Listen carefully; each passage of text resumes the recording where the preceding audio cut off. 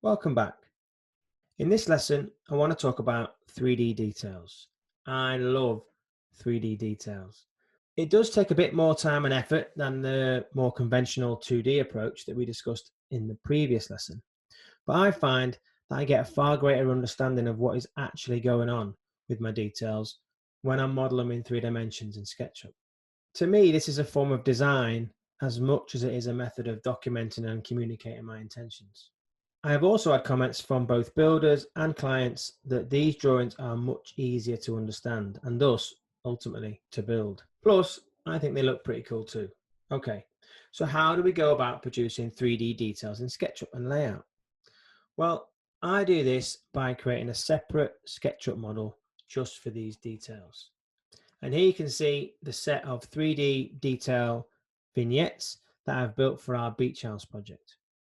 I might reference my building or structural models into this model when I'm setting up my details, because this helps me to be confident the arrangement and dimensions of things are correct. But essentially, this is a standalone model. There's simply no point modeling everything to this level of detail in the building model. Apart from the fact it would be an inefficient use of my time, the file size would cripple my computer. This way, I get to keep my models lightweight and flexible, and it allows me to create this kind of cutaway, peeled back assembly by staggering the various building materials. It would be pretty difficult to achieve something like this with a more complete 3D building model. As always, my philosophy is simply to model what you need to see and at a relevant level of detail for the output that you want to produce. So I don't want to go into too much detail with regards to the actual modeling process. That's much the same as modeling a building, albeit at a smaller scale. I'll let you experiment with this for yourself. However, I will walk you through a few of the details I've created for this project so you can hopefully understand how I arrange the geometry, etc. The first thing I want to point out is the tags dialog over here. You can hopefully see that each 3D detail is itself a group, and that group is placed on its own tag. Here you can see each of the tags relating to the different 3D models, and I can toggle them on and off as required. What this means is that when I'm creating my scenes for layout later on, I can hide all the other details in the background and simply focus on the one that I want to document. Let's look more closely at this footing detail over here. Once you get inside the detail group, it's not as important to control the tags that you place the geometry on, but it is important to separate the geometry out into groups for the various elements. So you see I've got a group for the brick veneer, a group for the ground, a group for the slab, etc.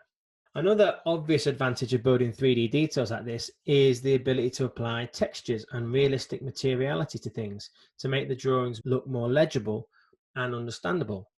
Okay, let's have a look at the timber framing. If I double click on this group to open it, you can see that it consists of a series of components, 90mm timber studs, and also a wall plate. What this means is that I only need to change the length of one of these timber studs and they'll all be adjusted. Likewise, if we look at the brick veneer group, we can see that all the bricks are grouped together and that each brick is itself a component. This means that if I want to change the brick color, for example, I only need to apply a texture to one of these bricks and they'll all update throughout every detail in this model.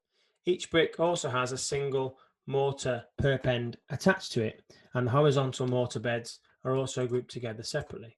Hopefully, you're starting to get the idea. By using components like this, what looks like an incredibly complex model can easily be split down into repeatable constituent parts. You'll find all of these detail models in the download section for this module anyway, so I would encourage you to interrogate them much further at your leisure. For now though, let's have a look at setting up some scenes for layout.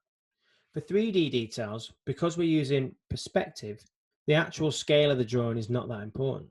The primary purpose of these details is to communicate the desired assembly of materials.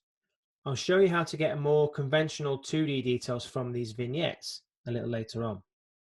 For now, generating our scenes is simply a case of isolating the tag that we're working on by turning off all of the other tags and then positioning the camera in order to capture the essential information. Once we have a view that we want, we just create a new scene to save that view. Let's call that scene footing. I typically also apply the raster style for these scenes.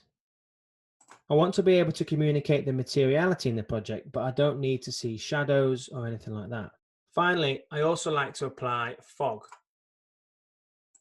This helps me to bring focus to the items in the foreground and also maybe hide the fact that it's not a complete model. Once I've got this detail view set up, it's simply just a case of moving around the model, capturing each of the 3D details and creating scenes accordingly. Okay, so fast forward a few minutes and now I've got all of my 3D detail scenes ready to take into layout. I've got my footings detail, ceiling detail, roof construction, the box gutter, a window jamb, a window sill, the window head, and the deck threshold detail. But before we go to layout, I also want to show you something else we can do with these 3D detail models. You might decide that modeling details in 3D like this is beneficial, both in terms of your time and effort, but also your level of understanding of the project. However, you might still prefer to produce scaled 2D details rather than 3D perspective views. Well, we can do that with this model too. Let me show you. If we take this ceiling detail, for example, let's create a new scene based on this one and call that scene ceiling 2D. Okay, let's turn off fog. And if I go to camera, standard views, right, you see I get a side-on view of that detail. If I also go to camera and set my camera to parallel projection, now we have something that looks a bit more like a standard detail. The last thing to do is to set the style to vector style thick, and then I can update this scene to save the changes. Now I can take this viewport into layout and set it at an appropriate scale, just as I would with any other detail. Over in layout, setting up your detail sheets is much the same as you would expect. If I go to File, Insert, and select my CD Details model, the last save view comes in as usual. Once I've got this model inserted, it's simply a case of selecting one of my detail scenes. If I make that roughly to the size that I want it to be on the page, and then tick Preserve Scale and Resize, then I can just quickly adjust the cropping for that viewport as I need to. Again, we want this to be rendered as a hybrid. Then it's just a case of, as we did with the 2D models, copying this viewport to populate the sheet.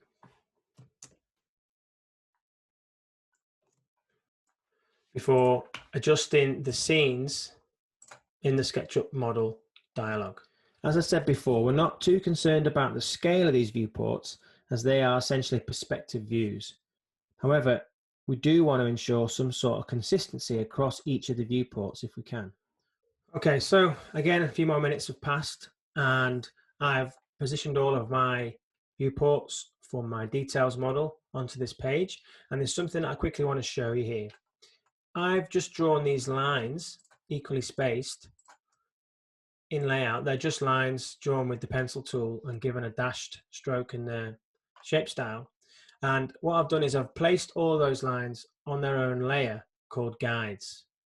So this just allows me to crop and position the detail viewports just so that they're all consistent and that the page is kind of symmetrical and neat. And then once I've got them all the way I want them like now, I can just hide the guides from view. So if I was to do several pages of details like this, I could use the same guides to ensure consistency across each sheet. And again, for future projects, I could also use those guides to set up other viewports. Okay, so now I've got my viewports all set up. All it remains to do is just to put some explanatory notes and then they're ready to send out. Okay, so now I've got my 3D details completely set up. There's something else that I want to explain. As with the 2D details that we discussed in the previous lesson, you can actually save a copy of these details, the viewport, the dimensions, the notes, everything, to your scrapbook as a standard detail. So if I just select this box cutter detail here, if I select the viewport, and all the notes and then make them a group, I can use Command C or Control C to make a copy. Okay, then over here in my scrapbooks dialog, you'll see that I've got a blank standard details scrapbook open. If I click edit, I can then use Command or Control V to paste that detail into my scrapbook. What layout does when you do this is that it actually creates a copy of the model reference that is then embedded with this detail and the text and the graphics and everything else, and that's all saved inside your scrapbook. If I now save this and exit out, you'll see here's my detail in my scrapbook, and then I can just drag the whole thing back into any future project.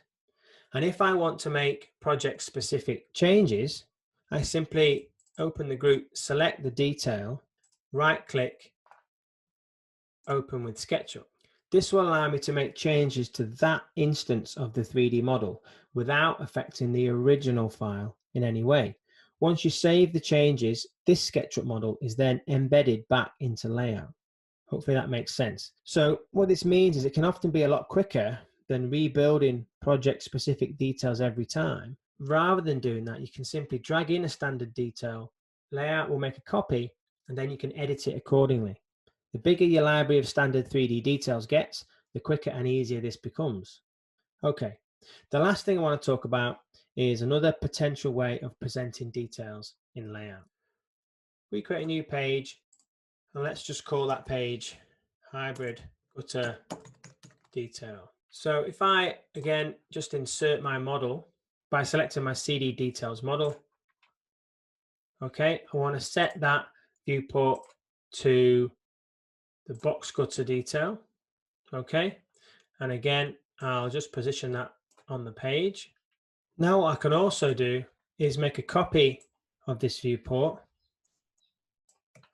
and set that to my box gutter 2D detail, which I can then set to scale.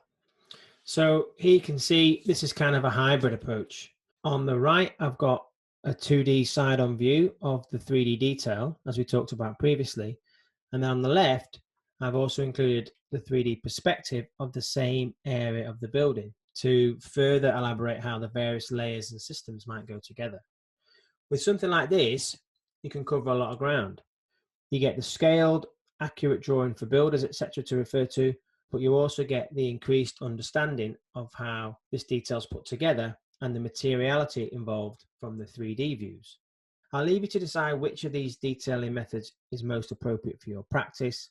Often I find I use a mix of these methods depending on the requirements of the project. Whichever method you choose, it's likely to be the most time-consuming element of your construction documentation package, at least for the first few projects anyway. However, you'll really start to see the difference once you start being able to reuse a lot of this work and adapt your details for multiple projects. Okay, I'm going to leave it there for construction detailing. In the next lesson, we'll look at how you might create joinery and interior design drawings using SketchUp and Layout. See you there.